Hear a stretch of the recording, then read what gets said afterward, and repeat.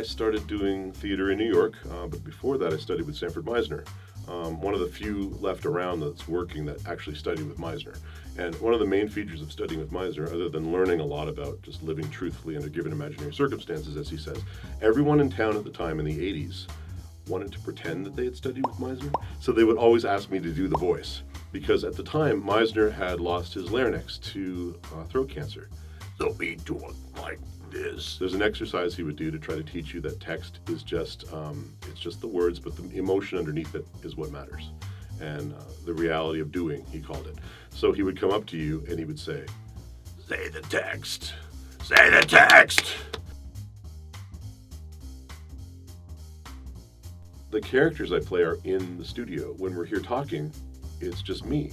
So I don't feel like I need to perform in an interview. I just want to have a chat. And that's actually the most interesting interview you can have, if you just talk about what we do, rather than, forcing some like artificial, you must be this certain type of character in the interview, unless you're playing the character. I actually did that once. When I did Army of Two Devils Cartel as Rios, they did a fake interview of Rios live on camera as Rios, me live action. I've never done that for a video game before, that's for sure.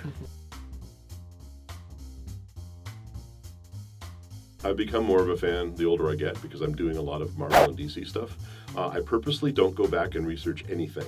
I want to be fresh and have the new interpretations. There's always new canon, there's always new producers, and they may not want what happened 20 years ago. They may not want what happened 5 years ago. So at first, I don't look at anything, and then I start researching it later as I get into the part after it's established. RoboCop was a lot of fun because this was in the 90s, before the internet was really big, late 90s, and it was comedic. RoboCop is not usually that comedic. It was like, "Calm yourselves, Christmas is a time of joy and giving."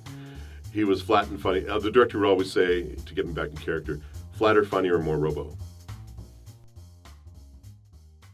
I never try to be a star. I never try to be a celebrity. I never try to be anything more than David Sobolov from Windsor, Ontario, and just coming in to do a job. And if you stay humble and you stay kind, you're going to have a long